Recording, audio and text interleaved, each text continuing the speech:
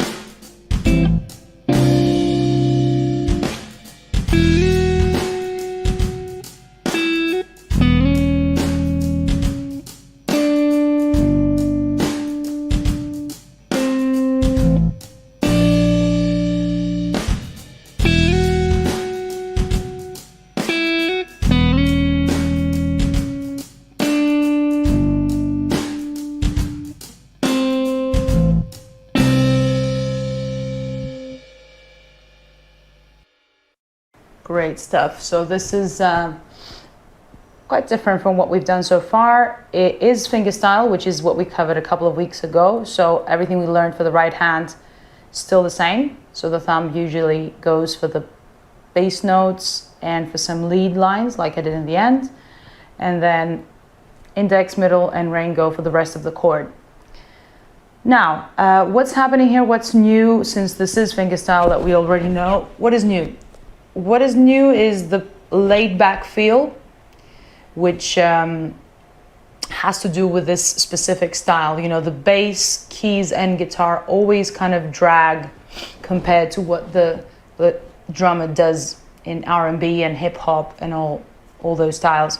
So we have to be careful not to rush like we would do in rock, where we're exactly on the beat, sometimes even before the beat, just because we want to give this excitement. Here we want to give this feeling of a chilled situation, right? So so that's what we're doing. You know, we're doing it both with chords first time around, and the second time around what I did was play a melody, and that melody now is what serves as a rhythm part, in the sense that if you play with an artist who's singing on top, and maybe there's a busy kind of fusion, jazz, rap line, all these styles could work.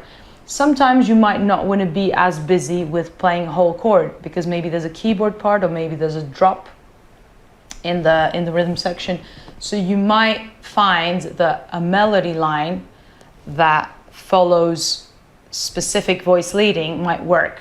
And this is exactly what I'm doing here. I've got a chord section and then I'm using the high notes of the chords or notes that exist in the chord to follow this change in a similar fashion. Yeah, because like I said, maybe the track has a lot of keyboards in and you just want to play you just want to add a texture with a melody line, which is repetitive. So to me, this works as a rhythm part. Or maybe you want to accompany the singer with a harder part, which is going to be what we played with the fingerstyle chords. I'm going to start with the chords and I'm just going to go through the shapes first, all the shapes, so we can then put the rhythm together, because it's actually an easy rhythm. I've got an E minor 9, first of all, in bar 1, which is, so these are frets, 7 on the A, 5 on the D, 7 on the G, 7 on the B strings. And I'm picking, you know, thumb, index, middle, ring. Then in bar 2, I've got an E minor 6, 9. This is only 1 fret different than what we had. However, we need to reposition the fingers. So frets now are 7 on the A, 5 on the D, 6 on the G, this is our change, and 7 on the B string. So this is an E minor 6, or E minor 6 add 9, E minor 6, 9. You might see it like those, all those names apply. Then we're moving, okay, so this actually, these first two bars, they're like a Dorian sound, right? Because we've got an E minor 9 chord. Then we're adding a major 6. So that's like a Dorian sound. And then I'm going to something different. I'm going to G minor 7. Now that's not in the same key. And again, this is something you will occasionally see in this style. Soul, fusion, R&B, hip hop, these type of styles, they have chords, they borrow chords from other keys as well. Now, G minor 7, I'm playing it with fret 3 on the low E string. Again, frets 3 on the D and G strings. I'm not doing anything on the A. And fret 6 on the B string.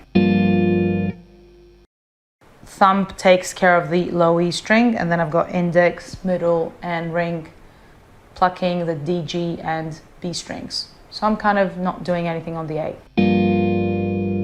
That's my G minor 7, and I'm moving to bar 4, where I've got an A minor 7. I went for the default shape here, just for a different voice leading on the high notes. So I'm playing frets 5 on low E, D, G, and B strings. It's an easy one. You're only barring with your first finger. And then B flat major 7. Now this is frets 6 on the low E, 7 on the D, 7 on the G, and 6 on the B string. And this is same idea, thumb, index, middle, ring finger on the right hand. So these three chords now, bars 3 and 4, they're in the G Dorian mode, if you want to think of it like that. And then it goes back to an E minor 9.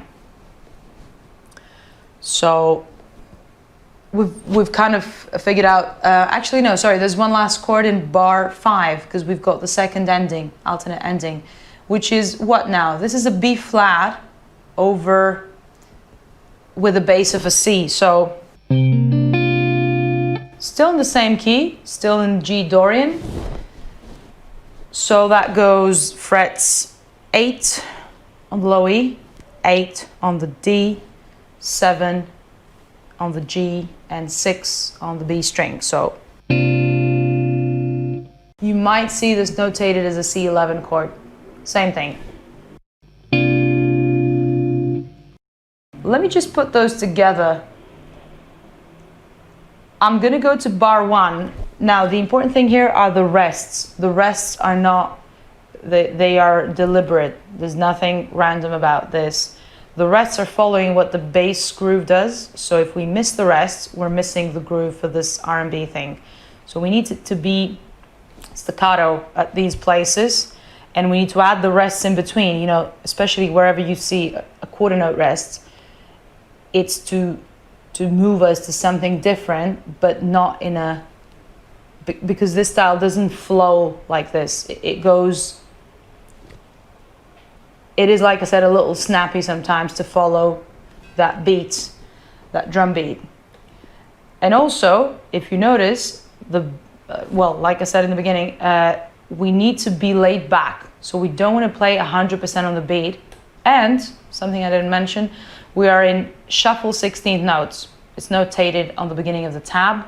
This means we're not playing straight 16th notes, we're playing them as triplets. I've explained that in one of the previous lessons. I think it was week, I can't remember what week it was, but it was during the funk lessons.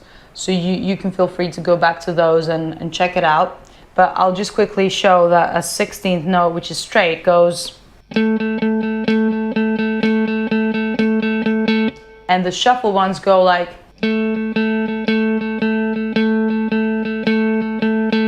so second and fourth 16th note are moved slightly later. Now, bar 1, rhythm-wise, we've got the chord coming in on beat 1, then we've got a rest for beat 2, and then we're coming in with the bass note of the chord on the last 16th note, which is 2E and A. This is the A. And then I've got 2/8 on beat 3. First eighth is staccato played, specifically. Then I've got a rest on beat 4. So the whole thing goes like 3, 4.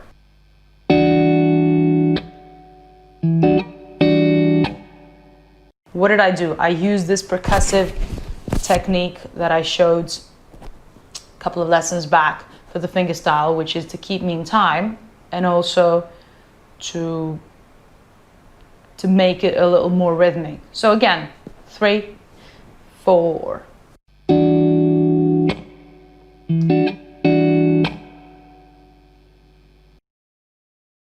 I'm going to move on to the next bar because this is an easy rhythm. You know, it's just spelling out the chord and just splitting the bass note on just slightly before beat 3. Then I've got my bar 2, which is E minor 6, 9, which is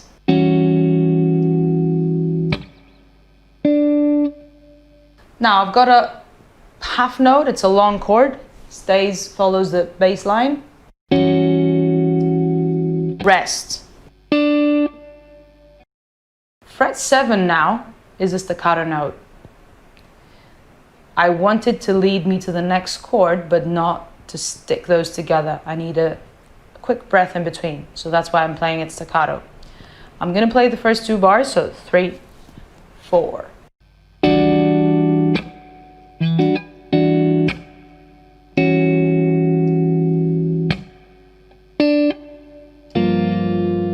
This is what helps me drop the third chord on bar 3, which is my G minor 7. I'm going to say that again quickly if you've tuned in now. So we've got frets 3 on low E, D and G strings, and then fret 6 on the B string. Same exact rhythm as bar 1, which is 1, a 3, and I've got some very specific rests which we need to follow. So 3, 4. On my rests, I can do that slap quietly, discreetly on the right hand to keep me in time and to make sure I've muted the chord. And I'm going to move on to bar 4, which is the last, well, we've got one more chord actually. So we've got our A minor 7. The A minor 7 is again staccato played. It's not, because it misses again the fail. So we need to be careful with that rest there. So frets 5 on low E, D, G and B, and then for the A minor 7, and then frets 6, 7, 7 and 6 on the same strings for the B flat major 7. Let me play the whole thing from bar 1, so 3, 4.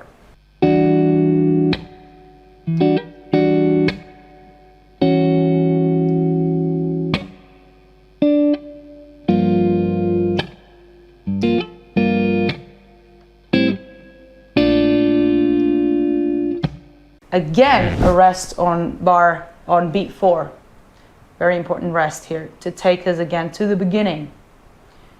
So I'm playing bars 1, 2 and 3 again, and I've got a slight change, just a different chord on bar 5 for my second ending, which goes again for this B flat over C. I'm using fingers 3, 4, 2 and 1 on strings low E, D, G and B, and the frets are 8, 8, 7 and 6. It's like your triad with one whole tone above the root note for your bass. I think we're ready to play the whole thing. It's nothing crazy, you know. As soon as you get the fingerings down for the chords and follow exactly the rhythm, you can play the whole thing. The important thing is, like I said, to play it laid back. So let's do this with a click. I'll try to demonstrate how you can play laid back. You definitely need to put some motion in your body to achieve this. If you stay still, there's no way you can make this work, and actually this is not a joke. So yeah, make sure you try and hop onto the notes, onto that rhythm value, if this word helps describe it. So let's play the whole thing. 2, 3, 4.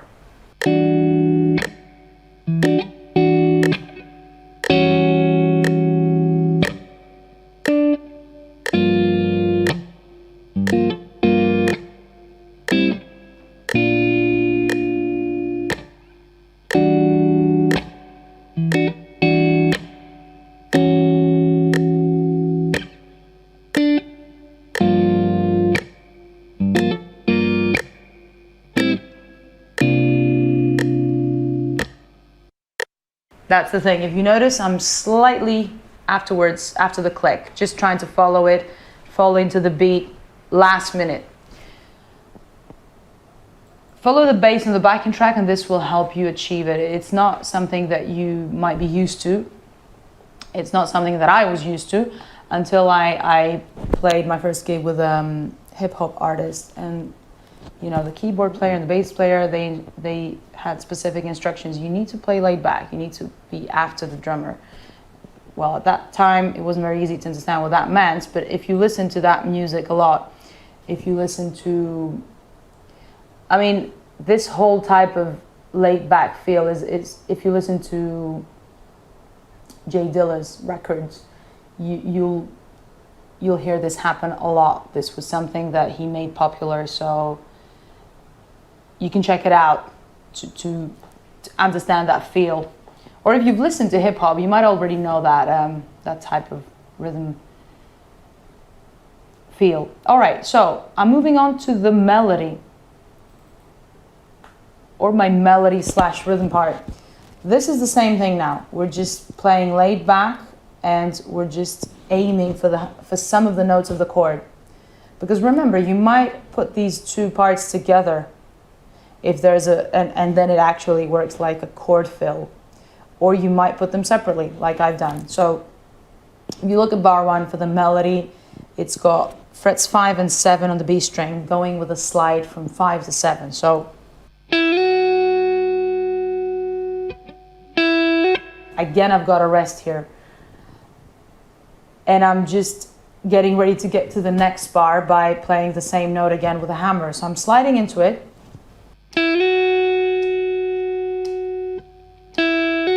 I want to make this obvious, so that's why I'm putting a rest before it. I want to make this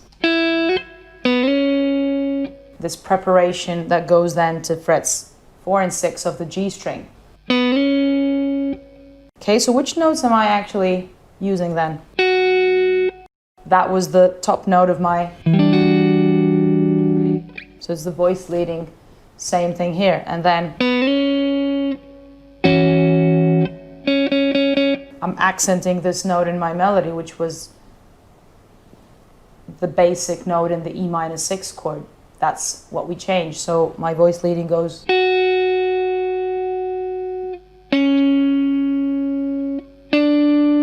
And that's the last note on beat 4 of bar 2. So I'll just play the first 2 bars. It goes 3, 4.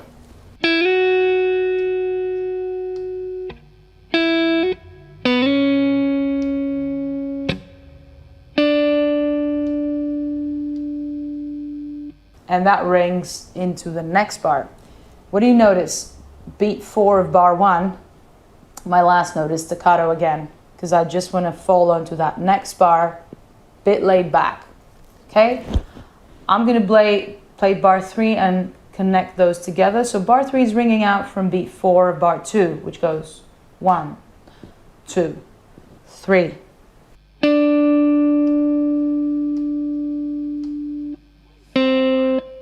Beat 4 of bar 2. Easy stuff. This is like a transition note because my chord is not changing there. But the original 7th fret on the G string,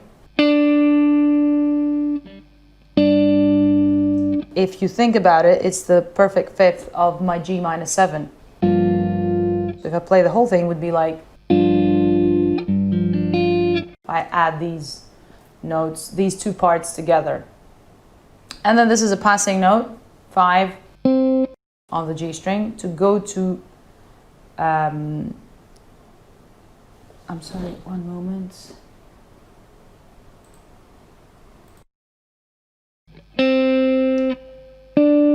Yeah, to go back to fret 7.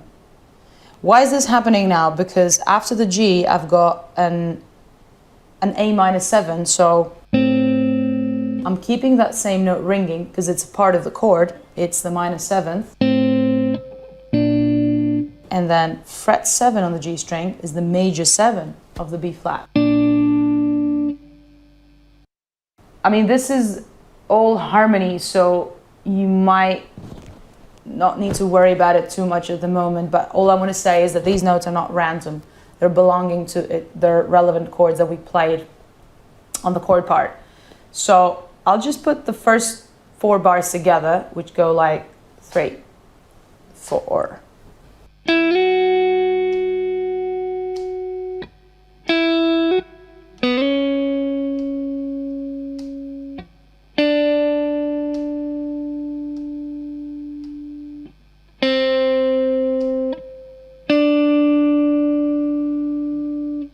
This feels a bit odd without a click, but let's just work on bar 5 as well, and we'll put the click in because it's a bit displaced. I mean, if you notice, a lot of those go into places of the bar that you wouldn't expect them to.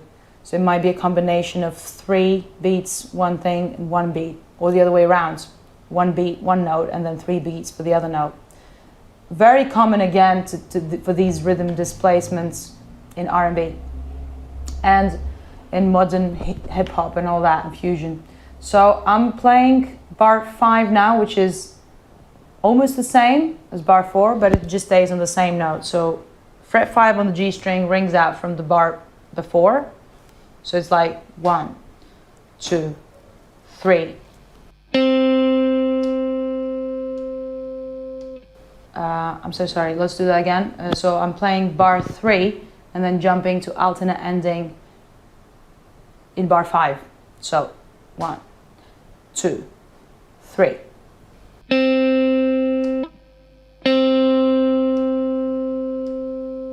That's the one. It's the same note, but I'm just playing it again. Why? Because now I've got a different chord on the background, which is... So it's essentially like I'm playing... It's like the 5th of the chord now, if you think about the bass note and the melody line that we're playing. Again, this note belongs to the next chord. So towards the A, it's a minor 7. And towards the B flat over C, it's a perfect 5th. Things to think about, you know, if you want to analyze what's happening. Let me play the whole thing with a click. I mean, this should be easy stuff. The notes are very long. The rests are what's important here, and the groove. So let's do it at 60, same tempo I did the rhythm before, and 3, 4.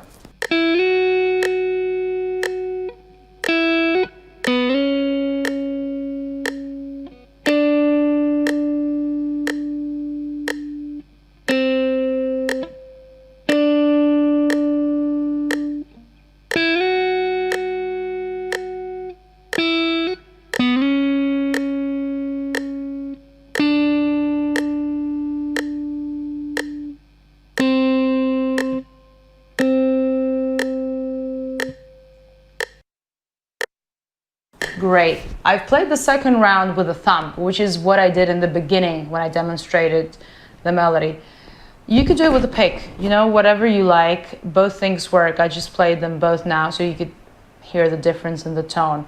If I play a melody with a thumb, it kind of sounds more round, like it has more low end to it, more of a body. The note has like it's fatter, so you might prefer it. And yeah.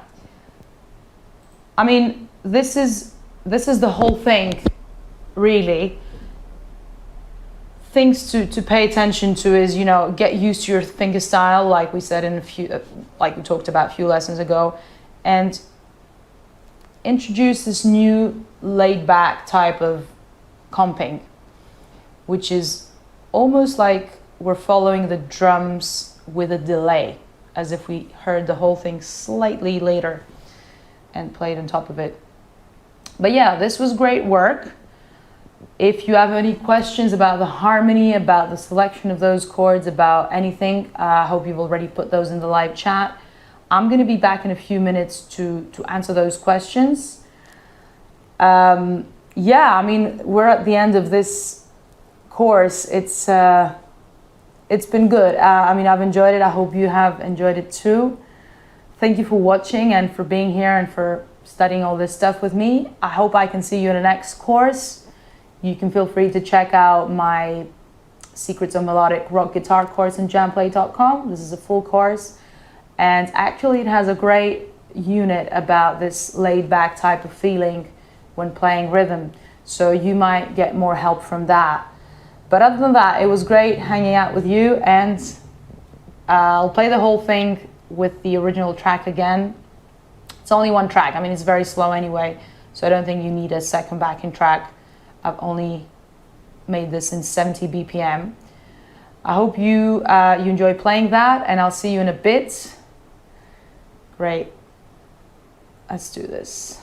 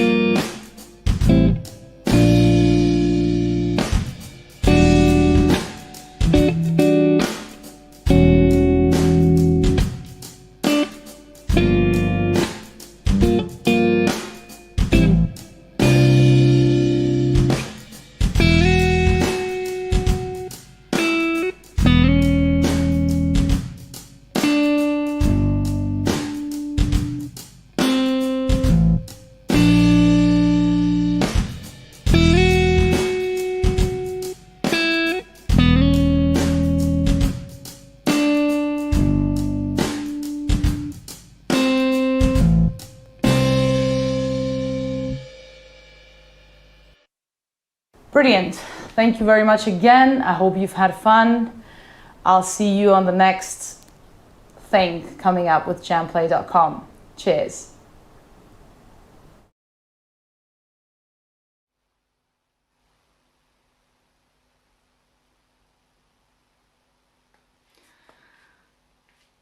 Hello everyone, this is Irene Katkiri again. I'm back with the end of this course. It was a sweet course. I hope you enjoyed it. I certainly did. And today actually we've got a lot of great questions. I think maybe they are the most interesting so far. So let's go check them out. Do you have any exercises that will help me relax more into the vibe? The trick is the breathing, to be honest. So I would say try to time your breathing with the tempo, and this is what will help you relax. Actually, this will help you relax with everything you play. So perhaps you could take a chord and play it in whole notes and go breathe in before the beat. So maybe say on beat 4, like 1, 2, 3, 4. 2, 3, 4. I'm breathing in on beat 4 and I'm just making sure that my breathing out goes with the chord. And this is to play on time. If you want to play behind the beat, maybe your breathing also goes slightly later than the beat. So if we got 1, 2, 3, 4. That was too much though. And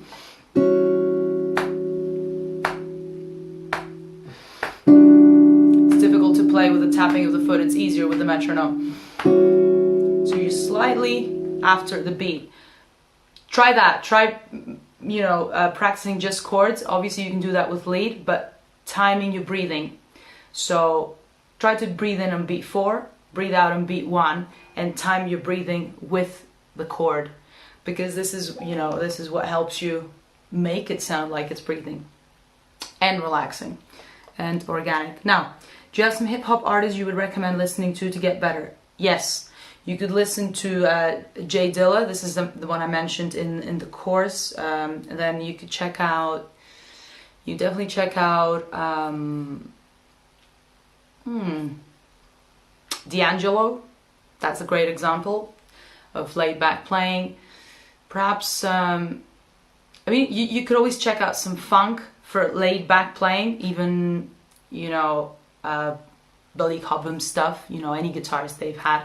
But if you want a really laid back feel, a really like behind the beat, I would recommend, yeah, Jay Dilla and D'Angelo. Perhaps some stuff from Erykah Badu, that type of feel. And of course, this is relevant to a question afterwards, so I'll save it for later. Now, what are some of your favorite R&B chords? Great. I would say most of these chords are jazzy, to be honest. I'm not a jazz player, but some of these chords, these extended chords, you can use in songwriting a lot, and they are modal. They have this modal sounding. So I would say the minor 9, which I have in the chorus, minor 6, minor 7, minor with a major 7. That's cool.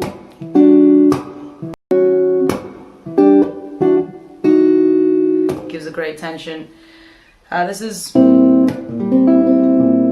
like a Lydian chord. This is a B flat major sharp 11, and with an added 9. Or you could add to that with some more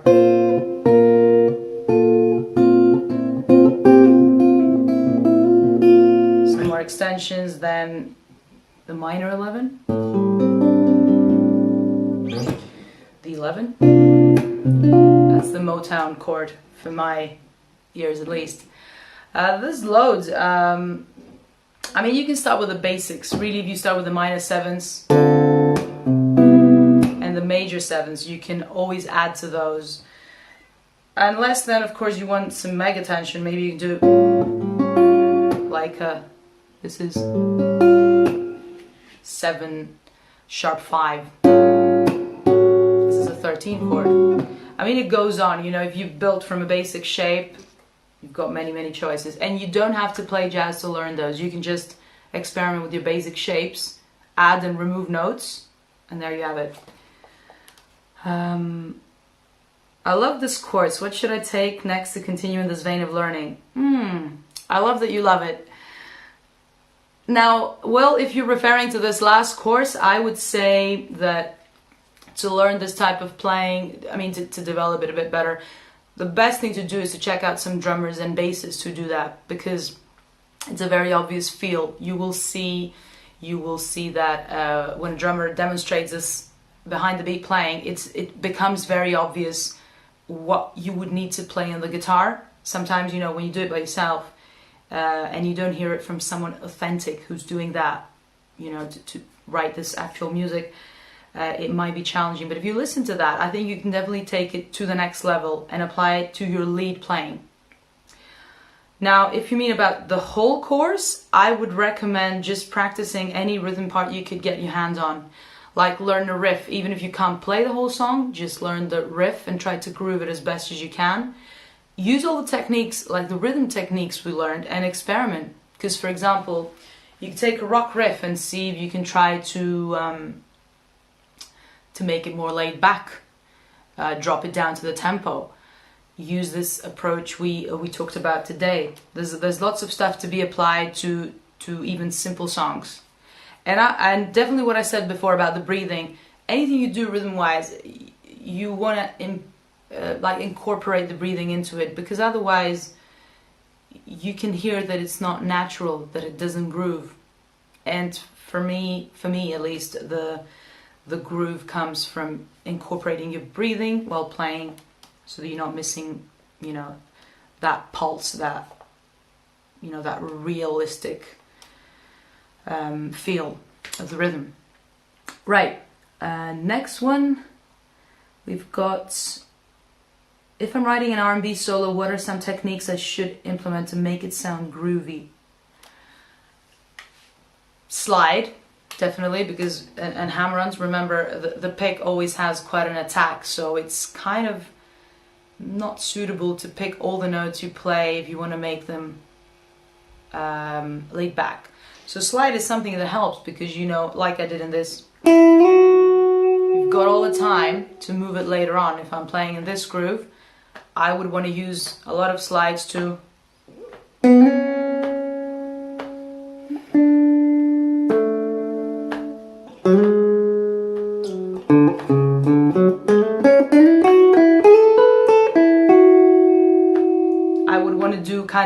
would want to use the dynamics and that laid back feel to make it sound, well, groovy. Groovy is a different, I mean, to me groovy means something like something that is not as delayed. So it could be, if it's groovy, it would be like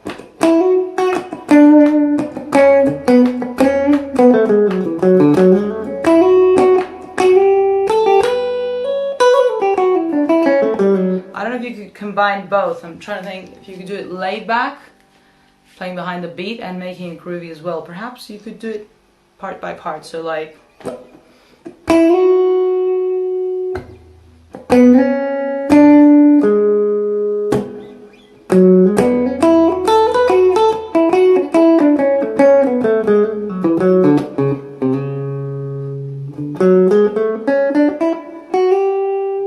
so see what I did? I mean, on those laid back notes, they were my resting points. For the rest of it, I could keep the tempo if I wanted to. And then I'm adding this laid back feel to some of the exit notes.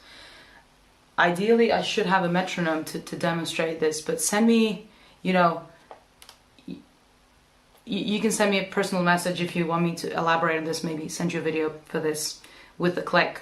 So yeah, grooviness comes from thinking about it more as a funk rhythm style. So, and shuffle. To be honest, this was shuffle playing that I was doing. It was shuffle 16th notes. We did that a few lessons ago. So if you use shuffle, always it kind of sounds more groovy, you know. And if you want it to sound behind the beat, then you can delay that last note of your leg. So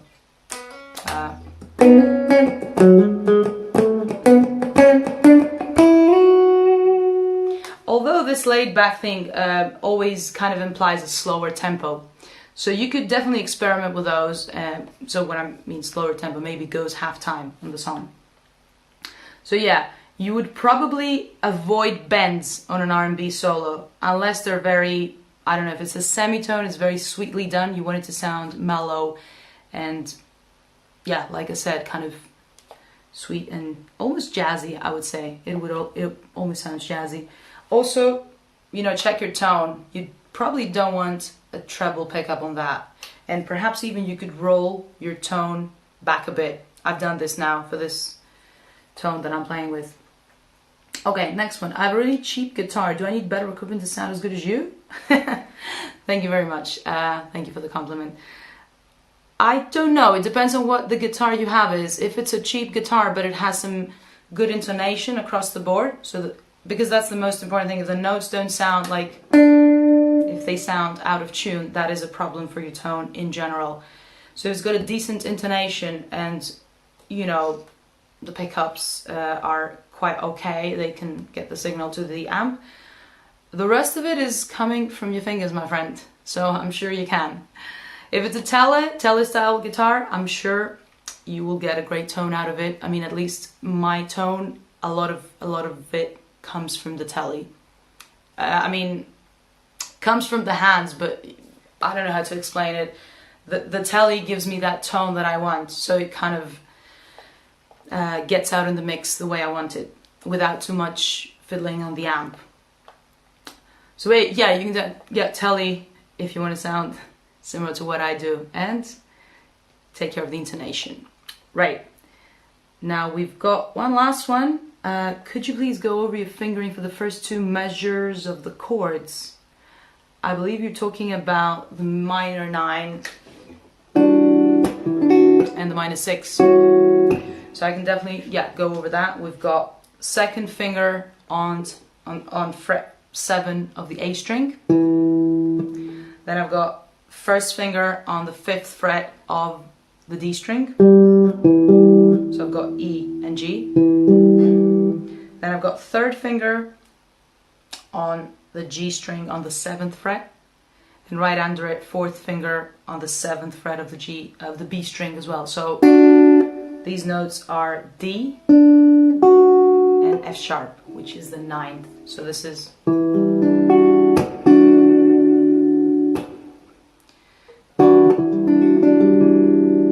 And then I'm doing a minor change here. I'm actually just moving one note to another fret, and this is string G string. From fret 7, I'm going to fret 6. But I just have to rearrange the fingers because it's not going to work if I, you know, that's not going to work. So I'm just going to replace fret 7 on the A string with the 3rd finger, E note again. Then I'm going to go with the 1st finger, same as before, on the G note on the D string, fret 5. Then I'm going to go on fret 6 of the G string with the 2nd finger. That's my 6th. This is the C sharp note. And then I'm going to leave, that's again the same, 4th finger on the F sharp note on the B string, which is fret 7. So it's 7, 5, 6, 7.